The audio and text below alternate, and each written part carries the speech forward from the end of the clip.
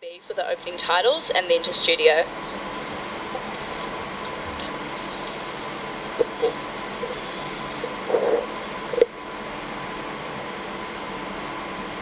"15 seconds. 10, 9, 8, 7, 6, roll and 5, take. 4, 3, 2.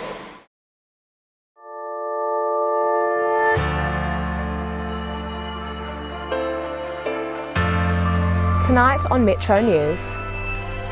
Canterbury remains in a civil defence emergency as rain continues. Mount Hutt ski field eagerly awaits Aussie tourists from across the Tasman. And we visit the Armageddon Expo here in Christchurch. Kia ora and welcome to Metro News, a program brought to you by the New Zealand Broadcasting School students. Flooding is still causing major concern around Canterbury tonight, with rivers high and the rain continuing. States of emergency have been declared right across the region, Ashburton, Selwyn and Timaru among the worst affected, with other areas closely watching river levels. With many roads closed, emergency services are advising people to stay home or take extreme care if they have to travel. Here in Christchurch, flooding also caused havoc. Jessica Dermody is covering the story and joins us now. Jessica. 100 millilitres of rain has fallen around the city in the last few days. It's caused widespread flooding and has meant the Avon and Heathcote rivers have breached their banks. And while no evacuations were necessary, the downpour has left most of the city drenched. When it rains, it pours. For some, the clean-up started early. Got up about 4 a.m. this morning and it was just full of water. Just got the pump out and started pumping, been going ever since. With roads closed, properties underwater and rivers flooded, locals took things into their own hands. It's either live with it or get flooded, isn't it? Residents along the Heathcote River fed up with the council's response to repeated floodings. A whole lot more action. Be responsible. Roll your sleeves up. It's continuous. It happened last time, and the time before, and the time before. Have they fixed it? They've sopped it up with the paperwork. Earlier, Met Service issued its second ever red warning for Canterbury, and as expected, there's been lots of it. It's thought that some areas will get 2 to 3 months of rain in these next few days. Drainage contractors working around the clock to clear blocked drains. Streets all over the city affected.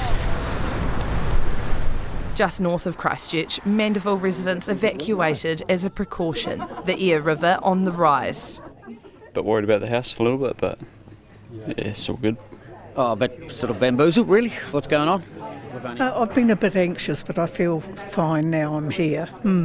Like many Cantabrians, they'll be closely watching river levels for the next few days, such as the Waimakariri, which could affect up to 1,700 people if it breaks its banks. A region that so desperately needed rain now needs to dry out. Back in the city, the rain is easing and surface flooding is starting to recede. A weekend that saw roads turn into rivers and Christchurch receive a month's worth of rain in just 2 days. According to the Met Service, the worst of the rain is over in Christchurch and it will take the next few days for things to dry out.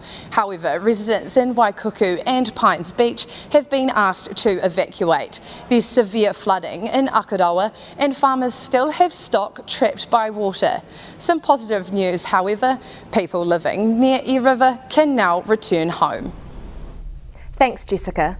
If you want to know more about the fascinating world of fungi, then you might want to check out the Richmond Community Garden. As I found out, they're growing all kinds of exotic plants. The Garden of Curiosity is coming to life. The first of many, this one a fungi farm.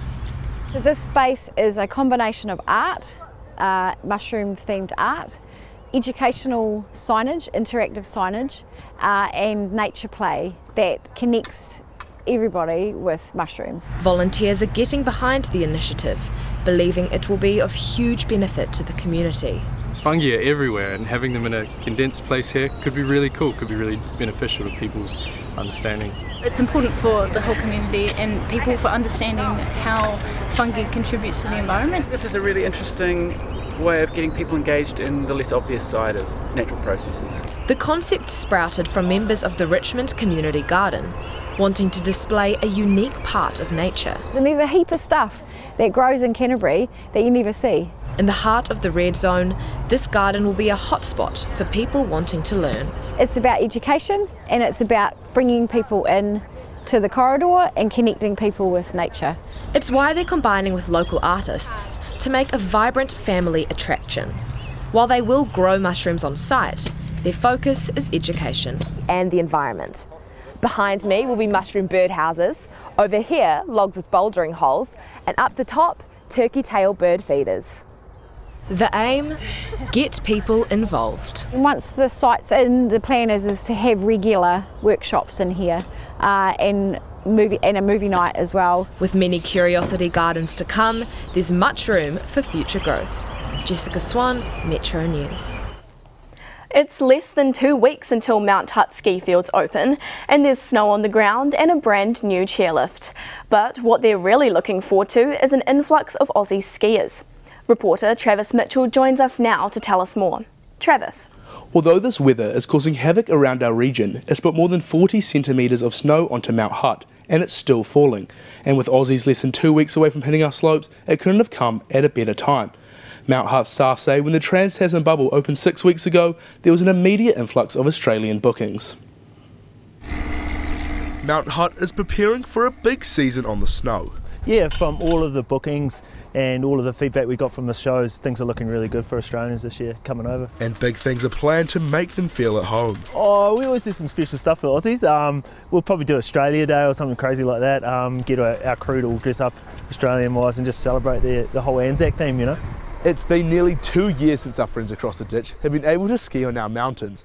And with the Trans-Tasman bubble open, ski fields and resort towns will be welcoming them in with open arms. We're just looking forward to give them the New Zealand hospitality experience and looking forward to welcome them in Methven and see how it goes from there. Besides getting back on the snow, the Aussies can look forward to the latest and greatest in ski field equipment. Mount Hutt will soon start up New Zealand's first 8-seater detachable chairlift to help with the big crowds. Yeah, well, the biggest increase, I guess, is going to be the difference in our lift queues as we're going through the season. And so from there, being able to speed up and having a high-speed lift with more lift capacity and moving people around the mountain. The old quad chairlift was a 7-minute ride with a maximum capacity of 1,700 people per hour, compared to the new 8-seater chairlift, which has just a 2-minute ride time, moving at 5 metres a second and can transport 3,000 people per hour. The new chairlift couldn't come at a better time, with the opening fast approaching and a bunch of snow-starved Aussies heading for the slopes. It's been a bit of a mission to get this chairlift up and running. It was shipped from Italy in 40-foot containers and took around 6 months to install, with European experts having to go through quarantine. It wasn't all international, however, with locally sourced concrete and steel. Now, in just 11 days, it will be put to the test by both locals and the Aussies. Thanks, Travis. Coming up next, we are joined by Michael Healy from the Council to talk about a game-changing parking app. And a highly anticipated Armageddon opens its doors to keen locals. My name is Aaron Soma, from New Zealand originally. Now I'm working at the BBC in London, at BBC World as a producer. So I went to broadcasting school, studied there, and then got my internship at TVNZ. Decided London was calling, so came here, started working at BBC World, and I've been here for about 3 or 4 months now. Absolutely just fell in love with this place. I mean, it's incredible. It's like a dream for any journalist. And to know that what you're producing is going out to tens of millions of people every hour, people watching it around the globe. It's incredible.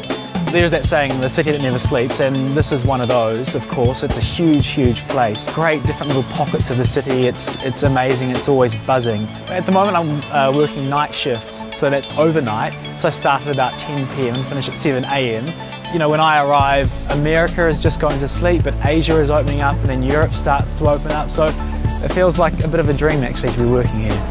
The course is great because it's very much in line with what the industry is doing, and that's really important because it gives you this kind of almost this worldly knowledge of what's actually happening. It can lead you to this big wide world. You can do whatever you want to do, put your mind to it and get out there and see what's around.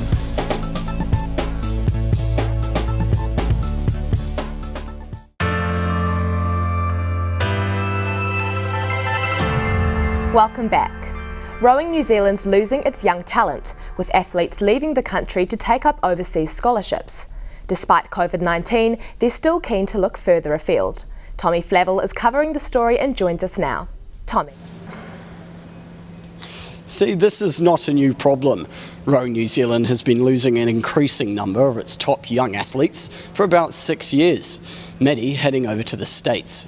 While this is a good experience, the concern lies that there's so many benefits of living and training overseas that many athletes aren't coming back. This is watering down the competition here. Murphy Waters is a top sculler and sweeper and is off to Syracuse in New York State, lured by a full scholarship and state-of-the-art facilities. I just took it as an opportunity to pass up. They've got world-class rowing facilities, they've got world-class coaching, they've got world-class education as well. You sort of all get that in one really supportive package, which is effectively free. Murphy's one of many top young rowers heading overseas. Their loss is starting to impact the strength of rowing squads here. Loss in depth is actually probably in the age group teams. And I guess they'll be seen in the next cycle, maybe, because that exodus of athletes started to really occur around 2016. So the effect on the elite team, who knows, we'll probably see that in coming up. Rowing New Zealand developed the new National Pathway program, which allows athletes to re-enter the elite pathway after rowing overseas. But can they do more to keep athletes here? If there was some way to financially support athletes at the pre-elite level, I think that'd go a long way to helping athletes stay in New Zealand. Is it possible really for a New Zealand institution to offer free education, free living and free rowing to a large number of individuals? And the answer to that is probably not. For now, the future of rowing lies in the hands of New Zealand's young athletes. Rowing New Zealand have changed their opinions since all of this happened. This once started out as a negative, with young rowers heading overseas. This is now seen as a positive. It's a great opportunity for the rowers, and because they can still compete for New Zealand, they hope they'll come back a better athlete. Thanks, Tommy. Armageddon is celebrating pop culture, anime and cosplay at its 14th year in Christchurch. Auckland's lockdown earlier this year caused the expo to be postponed, and as I found out, the event goers were happy when the date finally came around.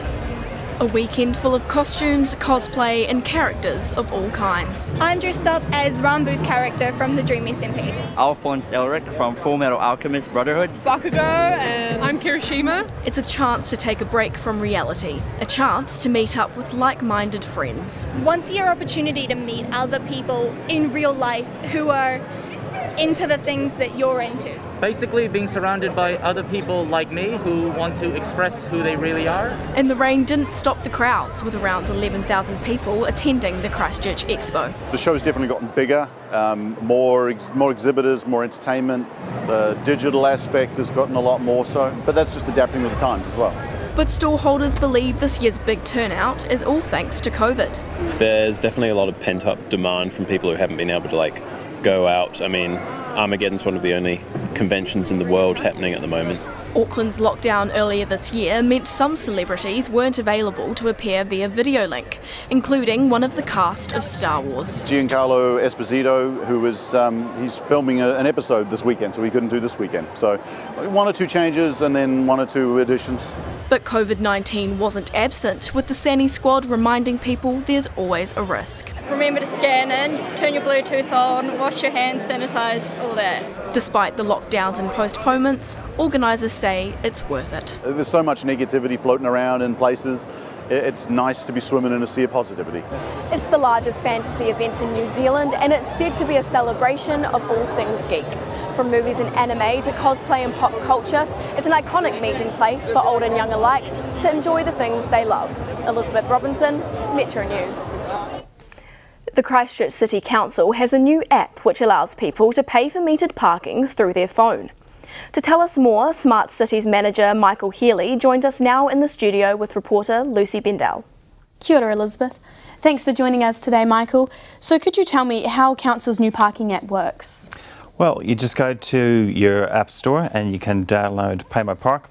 You can then sign up as a casual user, as a registered user, and you get to load up credits.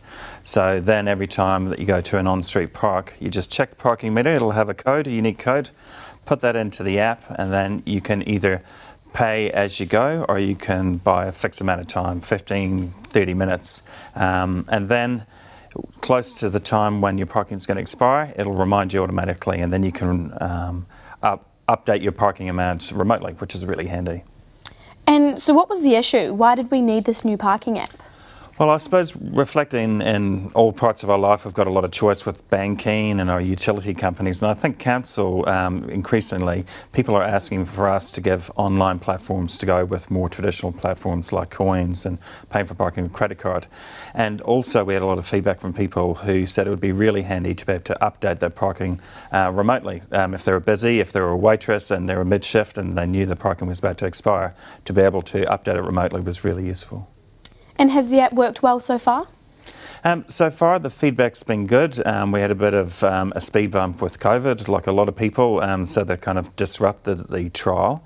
But month on month we've got an increase of about 20% in the amount of users, and feedback's been positive. One of our biggest fans is the Mayor. She recently did a video saying how great she thought the app was, which is cool. Perfect.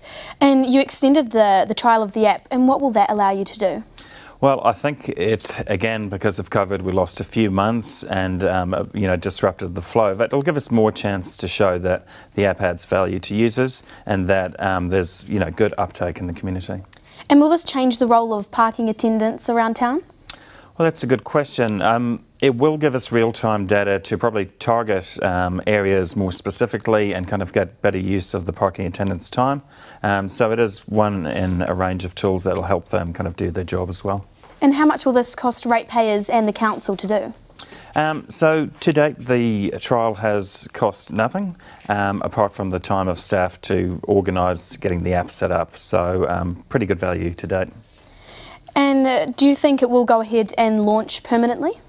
I would say definitely. Platforms like this are becoming ubiquitous across all services. So I think in one form or another, a parking app will be part of the future. Again, we'll wait to see what people and users say about the functionality and if the current app serves their needs. And how popular has it been so far? So as I said, we had a relatively soft launch with COVID, but regardless of that, about 20% increase month on month. So it's slow and steady and it's getting a good band of supporters using it, which is great. Perfect, that sounds great. Thank you so much for joining us today, Michael. My pleasure, thanks for having us. Thanks, Lucy. Coming up, we discover the sport that's taken flight across the country. And you might start the day with a coffee, but how about a morning rave?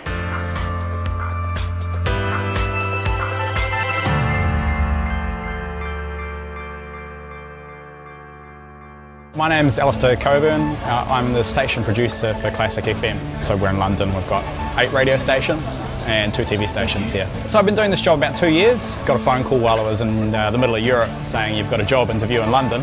Worked out quite well. London's the greatest city on earth, I think. There's so much to do here, it's just such a vibrant place. My first year in the UK, I think we saw about 10 different countries. 2 weeks ago we were in Wales, a week before that we were in Prague. It's really amazing. I mean, Classic FM, we've got 5.3 million listeners every week, so it's more than the entire New Zealand population.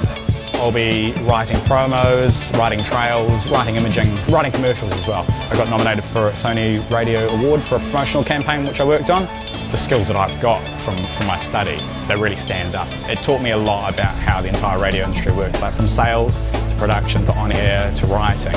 Once you're done, you've got the internship, you get straight into a job, and from there you're off. I mean, the world's your oyster, basically.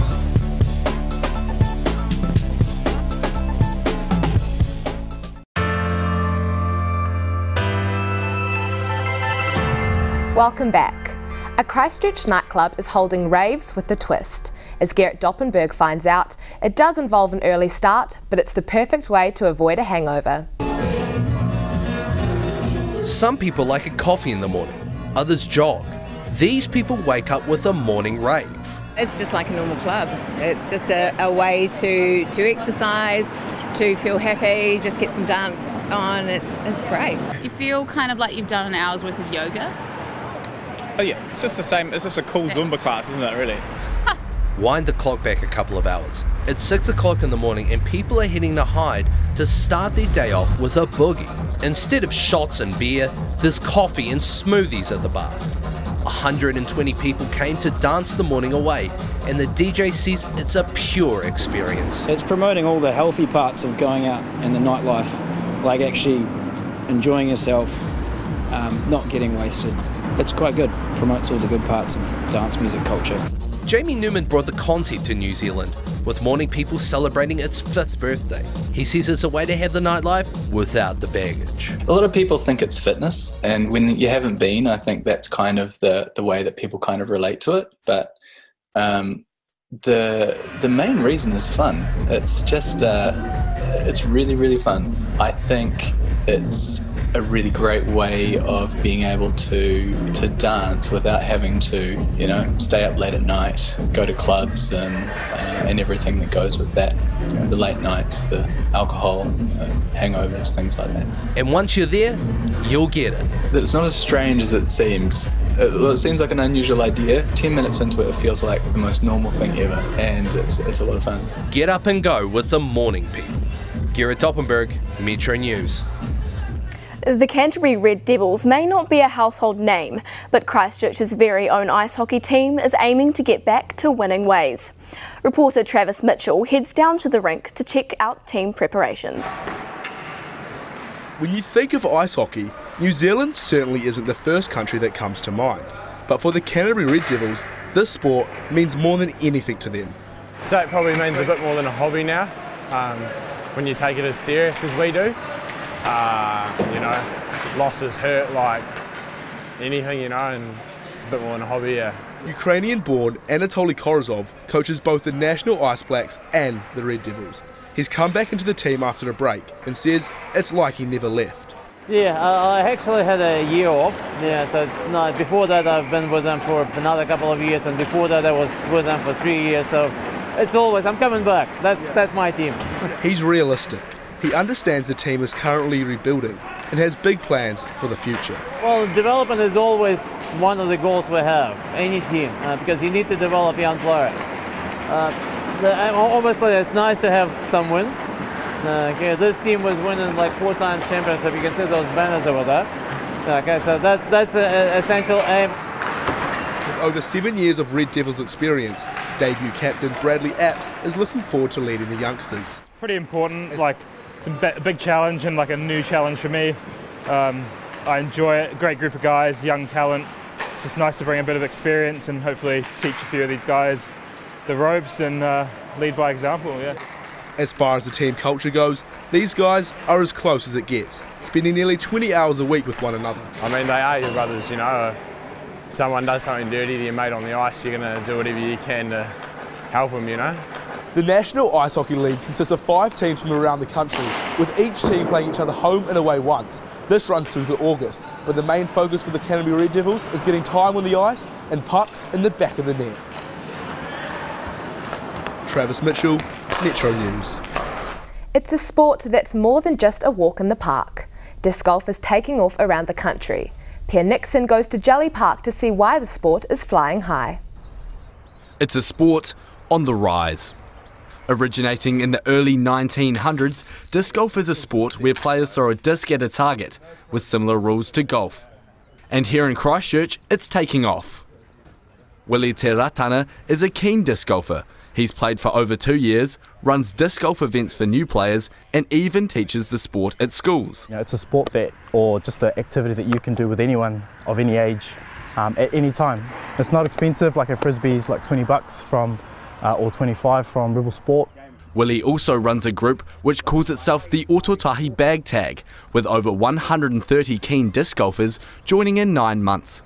I like disc golf because it's so easy to get into and just meet new people playing. Jelly Park is one of the most popular disc golf courses in all of Australasia, with an 18-hole course that gets up to 500 visitors a weekend. Many players love the sport because they can play with their family. The main thing for me was I can play with my kids, I can play with my dad, my nephews. For us, what we've seen here is it's been incredible for families. It is something you can play from. You've seen my little ones running around this morning.